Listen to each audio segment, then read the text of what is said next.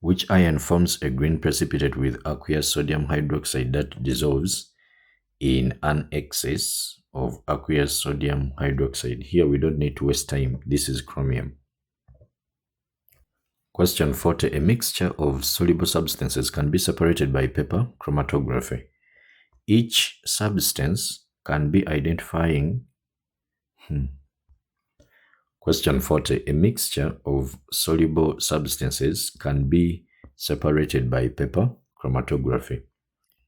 Each substance can be identified using its RF value. Now, what is RF? We look at the distance that is moved by the ink or the solute, then we divide by the distance of the solvent front, or the distance traveled by the solvent. Okay, so we actually have something like this. If this is the lid that is covering the our container, and then if this is the container here, then you have this chromatogram or the chromatography paper.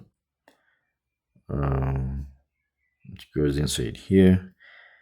Then let's say you have our spot in there. Then we are going to see these ones coming off. Okay, maybe I can represent them like that, but then there is a solvent front. There is somewhere where you represent it with black, maybe here where the solvent has stopped.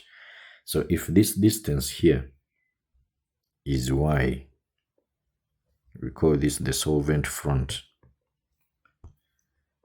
Solvent front. Now if this distance is y, and then this one, the distance is x, then the RF value is going to be the distance traveled by the solute, then divide by the distance traveled by the solvent. Okay, that is the RF. And it is, since this distance is smaller than this one, it has to be in 0 point. Okay, so distance traveled by the solvent over the distance traveled by the substance, that is off. Distance traveled by the substance over the distance traveled by the solvent. That is exactly what we are having here. So I don't even need to look at anything else. The answer becomes B.